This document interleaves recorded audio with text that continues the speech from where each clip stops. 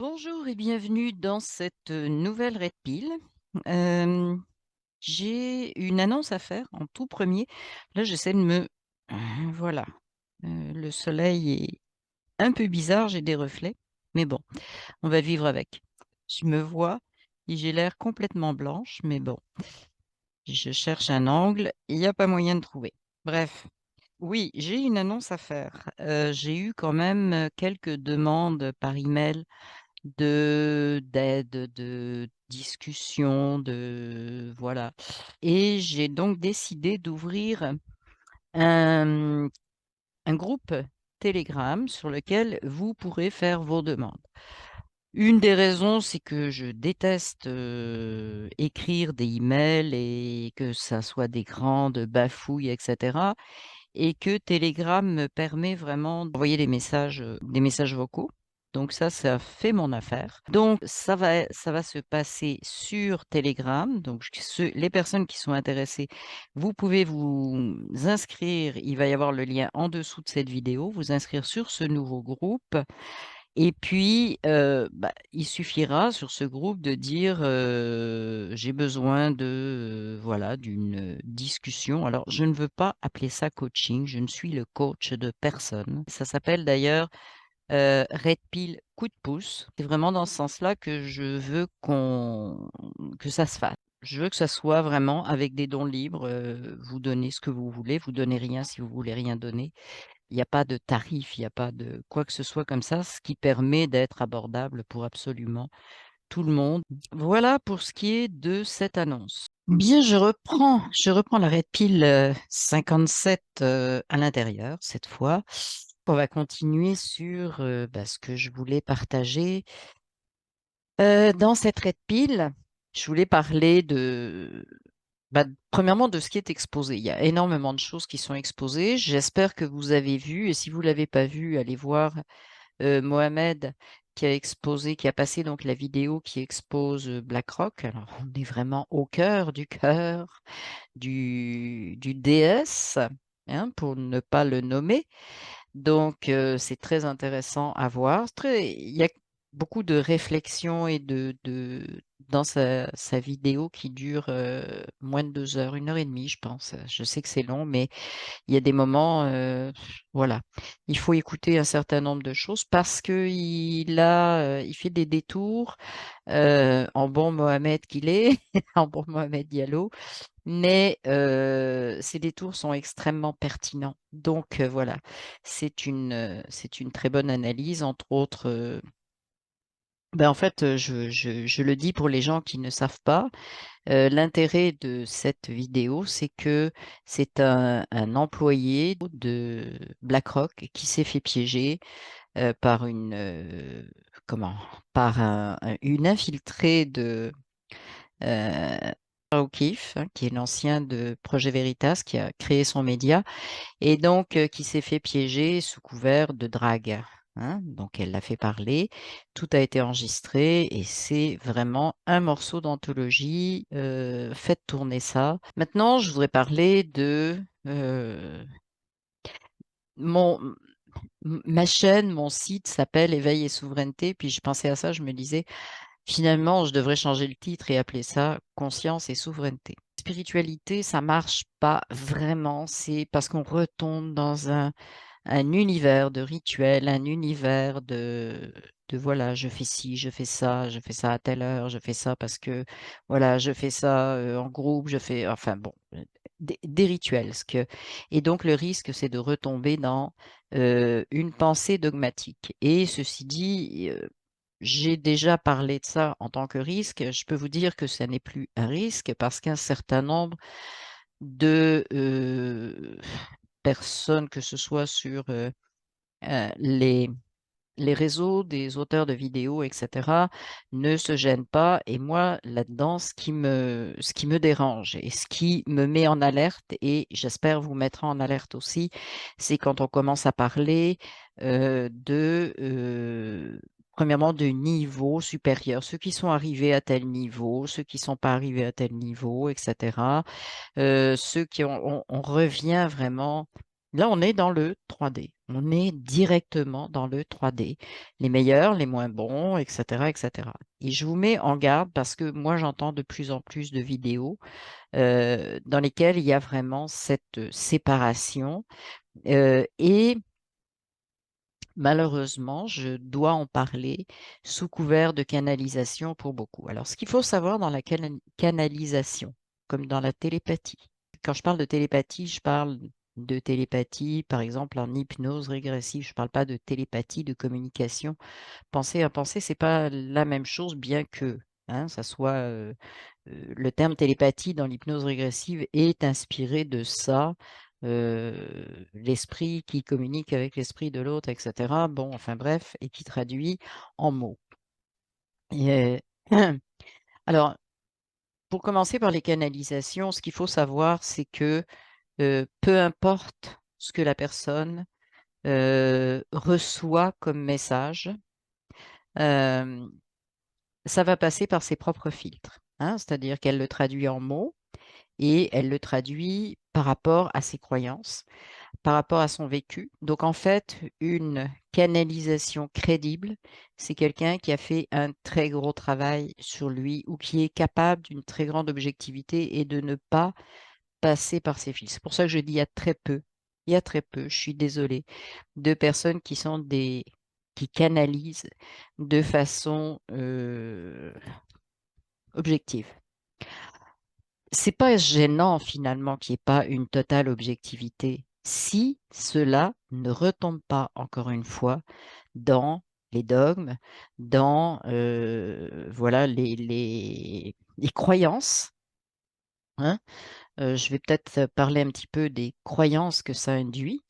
Si on ne retombe pas là-dedans, ça va bien, sauf que c'est pas un exercice si facile que ça. On est au même niveau avec certains télépathes, et pas tous, parce que j'en connais qui gardent vraiment, vraiment le cap de la neutralité. Voilà.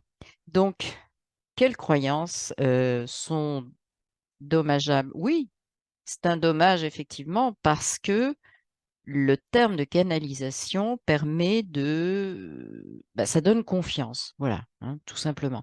Ça donne confiance à la personne qui écoute le channeling, la canalisation. Donc, ça vient d'ailleurs, et là, c'est là qu'il faut se poser des questions aussi. Ça vient d'ailleurs, ça vient de personnes beaucoup plus évoluées. Et là, je commence à avoir un problème. Je commence à avoir un problème quand on parle de personnes plus éveillées, plus spirituelles, plus évoluées, plus tout ce qu'on veut, hein, parce que c'est pas comme ça qu'on va affirmer notre souveraineté. C'est mon gros bug, pour parler franglais. C'est mon gros bug par rapport à la canalisation, c'est que, ou certaines canalisations, je ne mettrai pas tout le monde dans le même panier et je ne citerai pas de nom à vous. Je donne des pistes, donc à vous de faire le tri.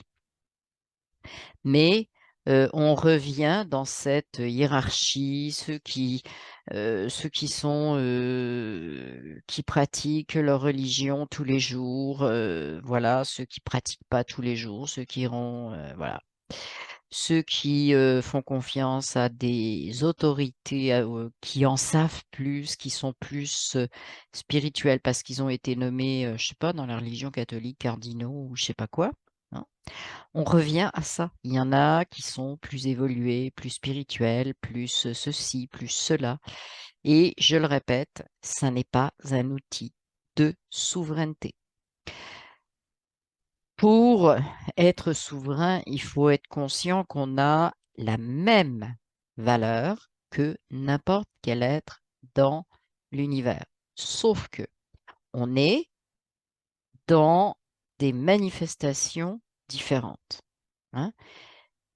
Je n'aborderai pas ici en détail la multidimensionnalité, mais c'est quelque chose d'intéressant à connaître puisque on peut être dans plusieurs niveaux. Ouais, on parle de niveau. On peut être, heu, Oui, on parle toujours de niveau, ça c'est puant aussi, mais bon, j'ai pas tellement le choix, donc on peut avoir une partie de nous qui est en 7D et puis, nous, on est en 3D en train de réaliser quelque chose et cetera.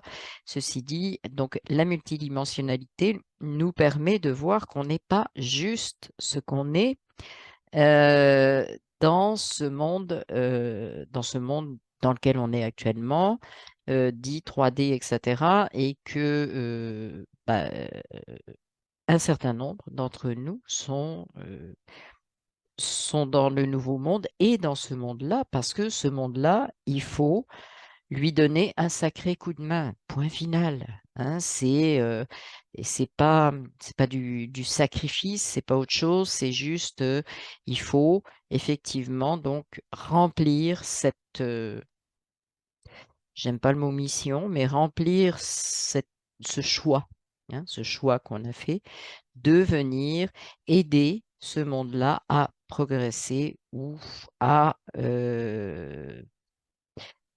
mettre, mettre dehors euh,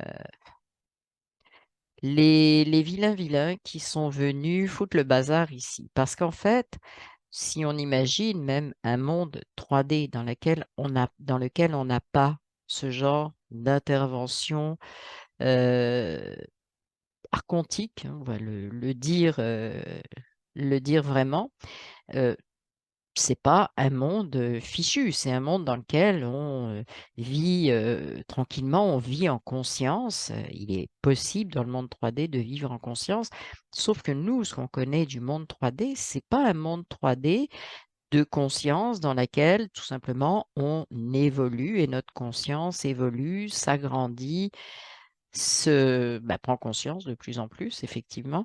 Ça n'est pas ce que l'on vit dans le 3D, dans sur notre planète. Mais il faut bien se rendre compte que vivre en 3D et en pleine conscience et en pleine évolution, c'est possible. Sauf que ici, ça a été, il y a eu intervention voilà, de zozo pas désirables qu'on appelle reptiliens, archontes, etc. C'est pas. Alors ils sont partis, oui. Le problème, c'est de faire attention à ne pas les maintenir. Je reviendrai à ça ensuite, hein. Mais pour moi, le monde 3D, c'est pas l'horreur à fuir. Et ça, faut le comprendre. Ça peut être un monde extraordinaire. Ça peut être, je sais pas, notre planète avec ses premiers habitants, c'est ce qu'on appelle les Premières Nations, qui vivaient pas forcément avec ce monde archontique qui les manipulait. Donc, il ne faut pas faire de confusion et considérer que le 3D, c'est un truc à fuir. Il y a des planètes très loin, très près, je ne sais pas où, je sais qu'il y en a. Il y a des planètes sur lesquelles le 3D, c'est tout simplement un endroit de prise de conscience, de matérialisation, d'apprentissage de ce qu'est la pensée, l'intention, la conscience et la matérialisation, tout simplement. Donc, ça, c'est pour remettre un petit peu les pendules à l'heure sur le 3D, parce qu'on est en train de faire des petites erreurs sur le 3D. C'est devenu l'horreur absolue. Non. Ce qui est l'horreur absolue, c'est ce qui s'est passé sur notre planète, et pas que sur notre planète, mais je dirais pratiquement dans notre galaxie, parce qu'il y a d'autres planètes, systèmes planétaires, etc., qui ont été touchés. Si on regarde chronologiquement, si on veut prendre la chronologie terrestre, qui ont été touchés avant nous. Donc voilà ce que je veux dire. Je veux dire que il faut s'arrêter de diaboliser 3D, hein. Il faut s'arrêter par là aussi de diaboliser quand on dit il y a des gens qui restent en 3D. Moi-même, je le dis parce que j'ai pas tellement d'autres expressions, mais il y a des gens 3D qui veulent encore vivre cette réalité, mais d'une façon très consciente, très évolutive, très voilà, et c'est pas ce qui pose problème, c'est la structure qui a été installée et j'y viens, que beaucoup maintiennent. Alors, les personnes qui maintiennent cette structure et qui y tiennent, on dit: «Ils sont encore en 3D». Ben non, faudrait changer en disant: «Ils sont encore dans ce monde archontique, reptilien et cetera, où ils font survivre parce que, ce monde reptilien, ils sont partie, sauf qu'il y a des habitudes, j'en ai déjà parlé, qui ont été implantées et donc il y a des personnes qui continuent à faire vivre, ces peurs, ces structures, hiérarchiques et cetera parce qu'ils ne trouvent pas autre chose, Alors ça, c'est très différent pour moi en tout cas, de vivre sur une planète en 3D où il y a un apprentissage de la manifestation et rien d'autre. C'est pas du tout la même chose. Ceci dit, on peut dire: «Oui, on apprend à manifester des choses toutes, tordues, et cetera». Mais il y a des gens pour qui il n'y a pas de conscience de leur rôle dans la manifestation. C'est là qu'on a, ce bug quelque part. C'est dans l'absence de conscience de ce que nous manifestons. C'est ce qui a permis cette grande manipulation, hein, et ce qui fait en sorte que, bah, il y a encore des gens qui disent: «Ah oui, mais il y a des entités, machin truc et cetera». Non, c'est symbolique pour moi.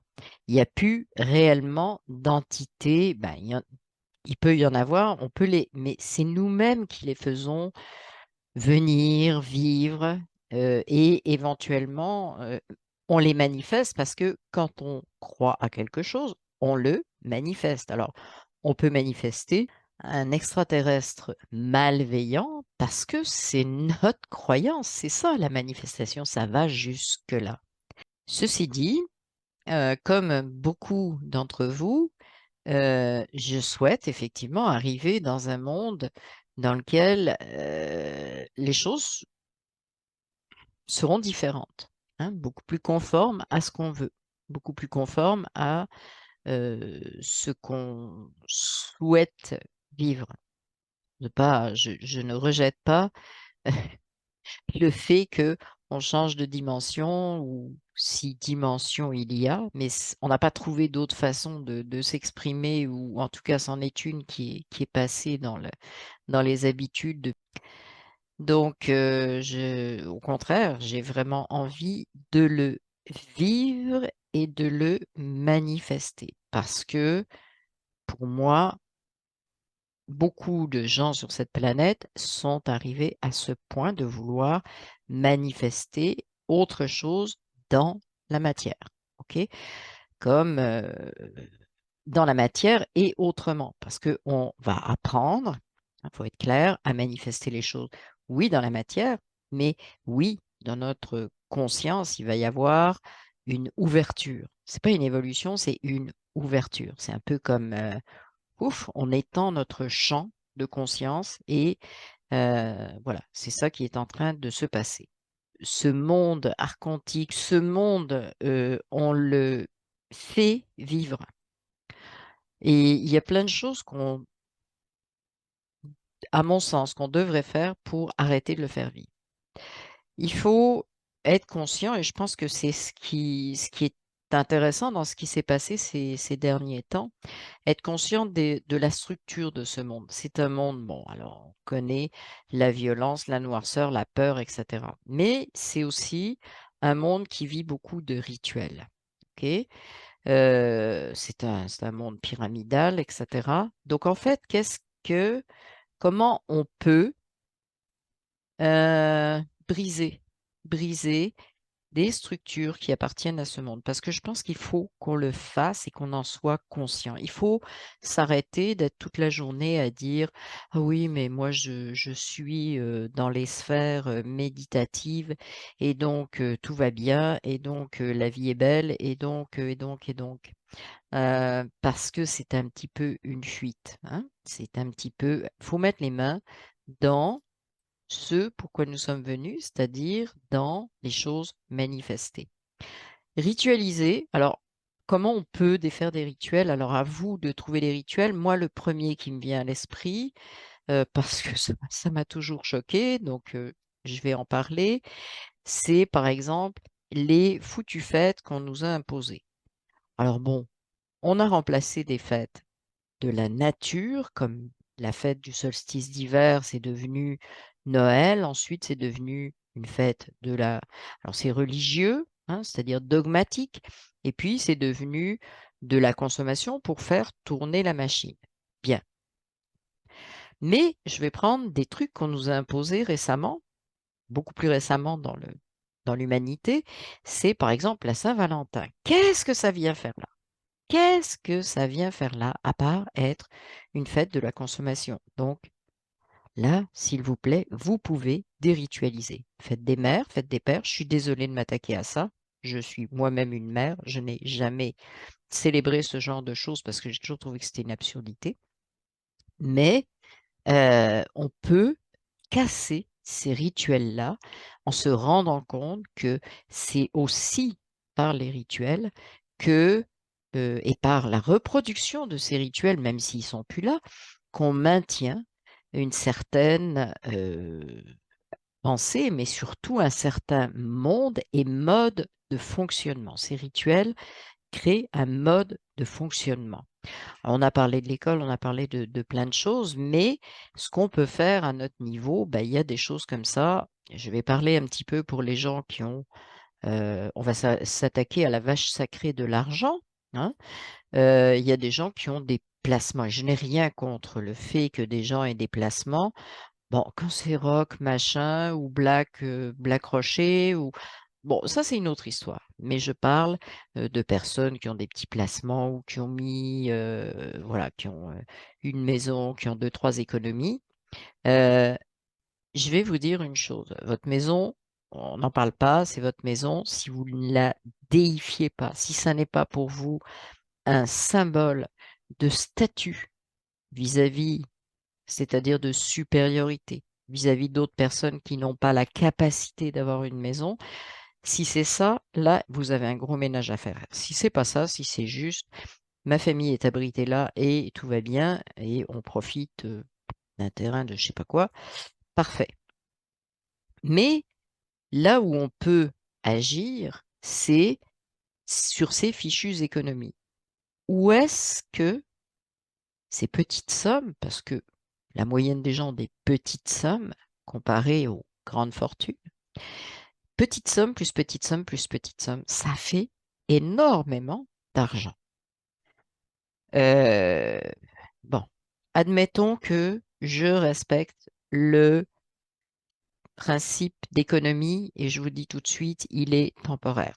Ça, c'est mon point de vue, hein. C'est parce qu'il soutient aussi l'insécurité, il soutient aussi beaucoup, beaucoup de choses. Et là, on a du ménage à faire. Est-ce que j'ai de l'argent de côté en me disant au cas où, parce que au cas où, c'est de la peur. Mais pire que ça, le au cas où, il sert à qui et à quoi? Parce que cet argent-là, il tourne quelque part. Il finance un certain nombre de choses. Et je peux vous dire que les épargnes, les plus gros financements de vos épargnes, c'est la guerre et Big Pharma. Bon, c'est-à-dire ce qui rapporte le plus, hein. La guerre, Big Pharma, c'est principalement ce que cela nourrit. Donc, il faut se poser des questions. On a des moyens. On a des moyens. On a peut-être, ce sont des hypothèses, mais c'est à réfléchir, peut-être la création de d'unités autour de nous, l'investissement, puisqu'on est encore dans ce monde où on investit, pour créer, je ne sais pas moi, un centre de médecine naturelle, pour créer quelque chose au niveau de la nature, euh, de la recherche pour, peu importe, des plantations, le bien-être humain, le bien-être animalier, le bien-être de la planète d'une façon générale, le remplacement de ces énergies épouvantables qui font des trous dans la terre, vous savez, les minerais, le pétrole et tout ça, comme si la Terre était un endroit dans lequel on peut faire des trous partout. En tout cas, bon, ça c'est une parenthèse, mais il y a une très très grosse réflexion à faire et une reprise en main de ce qu'est l'argent. c'est-à-dire où est-ce qu'il va, qu'est-ce qu'il finance, et si on n'est pas d'accord, si on éclaircit les choses, parce que même des gens qui ne croient pas à la conspiration, s'ils savaient à quoi servent leurs économies, ils seraient effrayés. Et quand je économie, c'est même des tout petits. Il faut regarder cet aspect-là. Cet argent, même quand on utilise, je sais pas moi, quand on n'utilise pas tout l'argent du mois, ben, le début du mois, quand l'argent rentre, il est placé. C'est des placements rapides de quelques jours hein, qui rapportent des grosses sommes, des placements à risque, etc.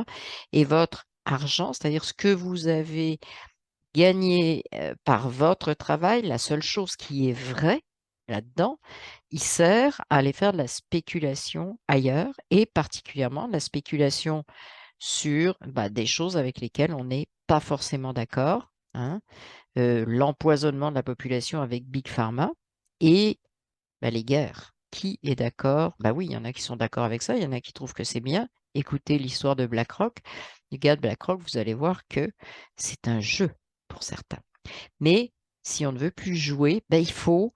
Alors, ce sont deux exemples que je vous donne, les rituels de comment? Les rituels des fêtes, etc. Puis il y a plein d'autres choses à trouver aussi sur la façon dont ils nous ont convaincus que nous devions fonctionner. Il y a bon, toutes ces histoires de qui finance quoi, et est-ce qu'on continue à financer ça? Alors, je sais que certains vont me dire, même ceux qui n'y croyaient pas, vont me dire, pour pas faire l'effort d'y réfléchir, ouais, mais il y a QFS.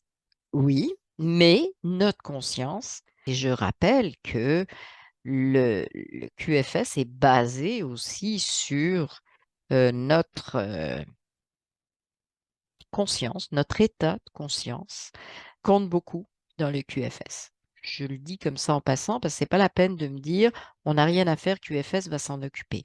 Parce que ça, j'y viens, c'est la même chose que de dire mais on n'a rien à faire, les comment il y a des galactiques qui vont arriver, ils vont nous faire ci, ils vont nous faire ça, parce qu'ils en savent plus. Hein. QFS, c'est pareil, c'est ça fait plus. Hein. Donc on est toujours petit, on est toujours hein, les pauvres, machin.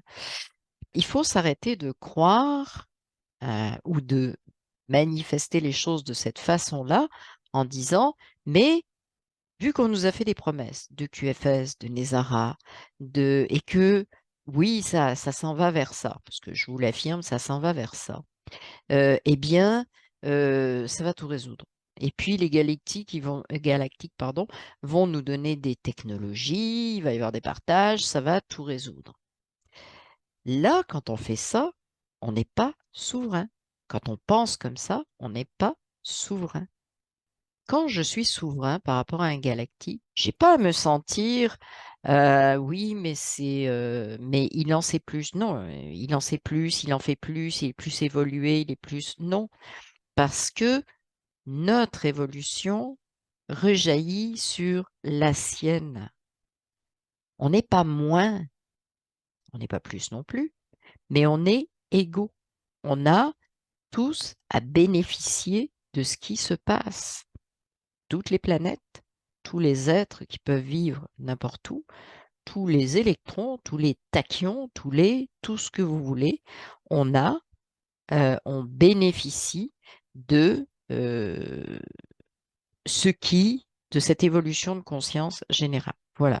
Donc, arrêtons tout ce qui est terme que j'entends dans des canalisations aussi, ils sont plus évolués ou carrément des gens qui canalisent en disant je me présente, je suis machin truc de tel système planétaire, etc.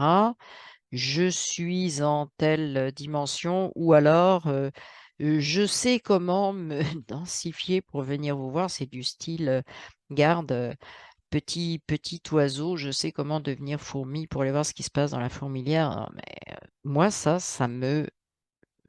pour moi, c'est quelque chose qui me dit le, la personne qui canalise a encore énormément de croyances, de limites et malheureusement les transmet. Et le problème, c'est que comme on a vécu dans ce système très limitatif, eh bien, c'est très facile d'aller rechercher ça chez tout le monde et puis d'avoir à «Oh, c'est beau, c'est merveilleux ce qui a été canalisé».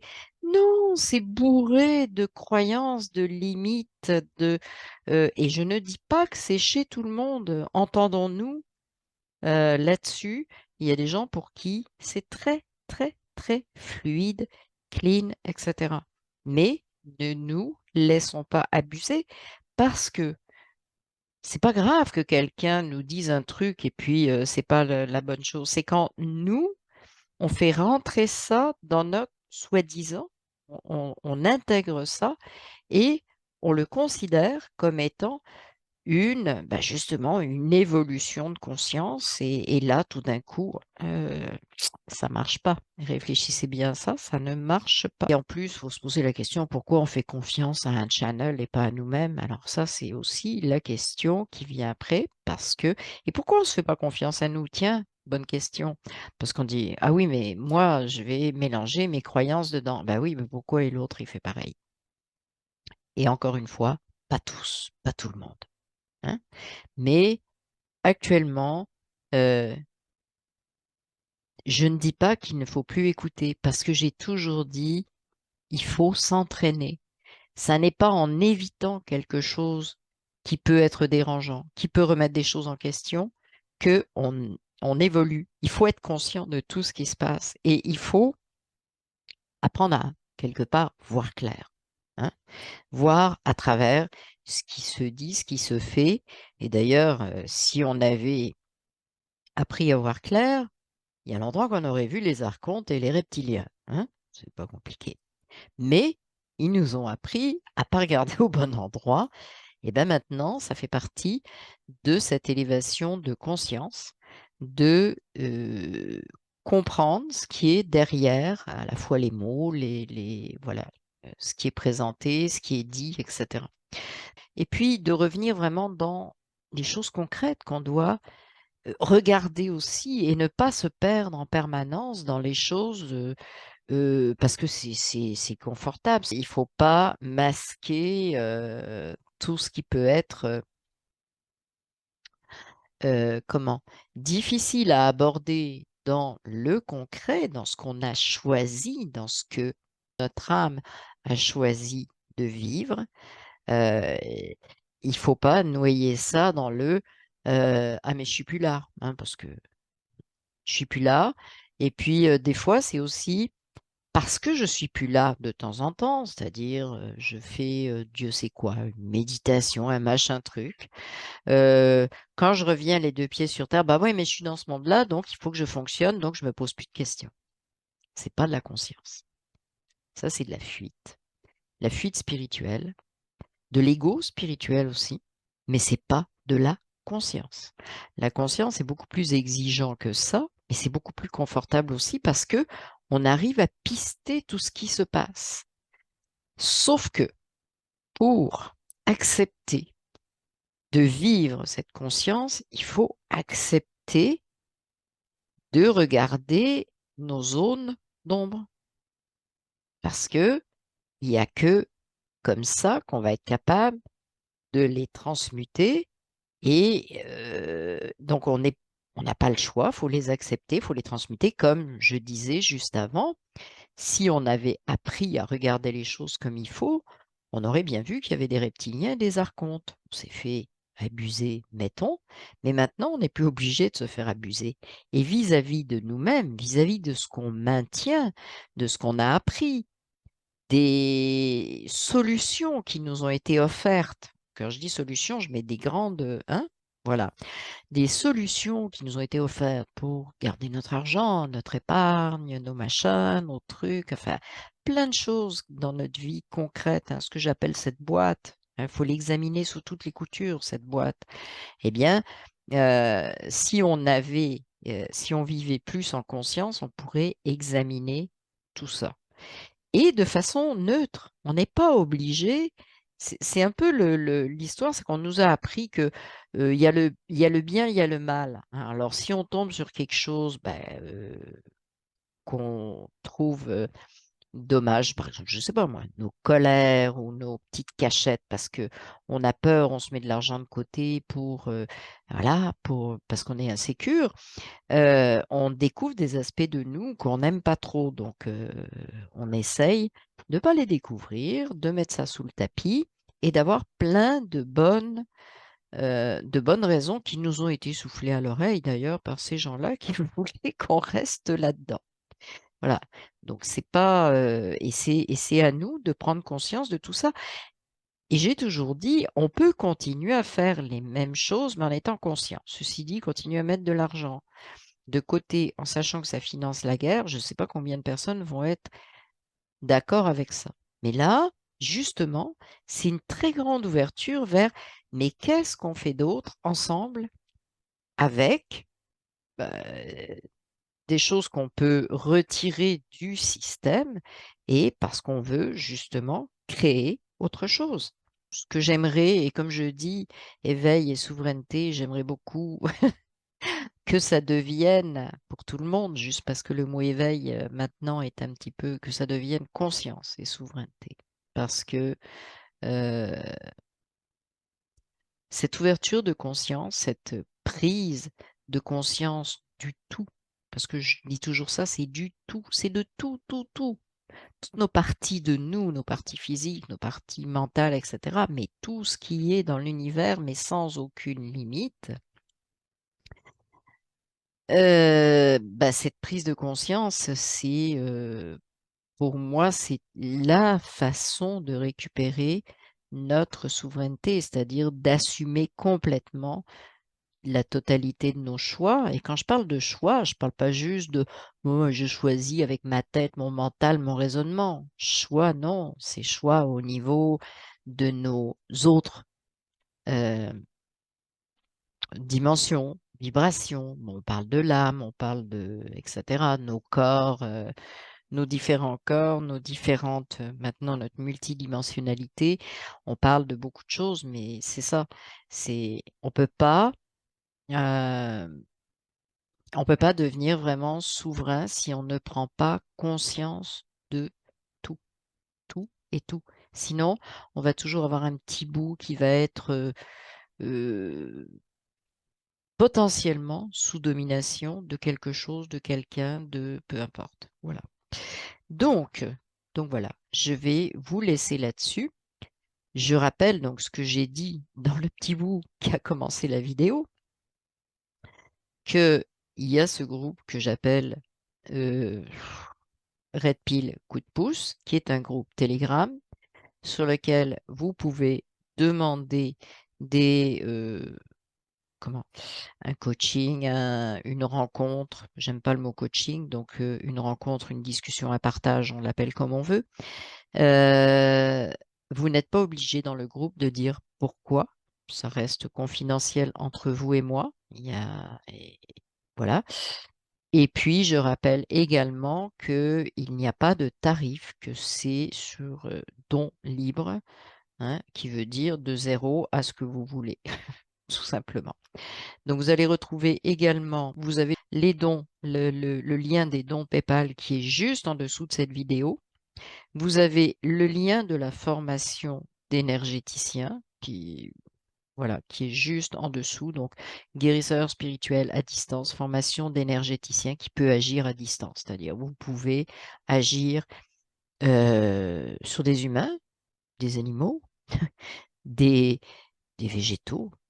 Et comment, guérison à distance veut dire qu'il n'y a pas de limite géographique. Et il y a toujours le lien de la chaîne Odyssée sur laquelle il y a la totalité des Red Pill, le lien de la chaîne, c'est sur quoi? Crowdbunker, hein, sur laquelle j'ai les vidéos Mafia machin, Big machin, voilà, tout ça. Ces vidéos-là sont là. Et puis, je vous remets le lien bon, de VK, bien que je publie beaucoup moins sur VK, et le lien du canal Telegram, qui est le canal où je partage, qui s'appelle Red Pill Info. ne pas faire d'erreur. Ça n'est pas là-dessus qu'on fait les demandes de rencontres, mais Redpil Info, je vous incite à vous inscrire, c'est du partage d'informations. Donc vous avez tout ça en dessous et je le répète, le nouveau lien qui s'appelle, puisque le groupe est déjà créé, qui s'appelle Redpil Coup de pouce.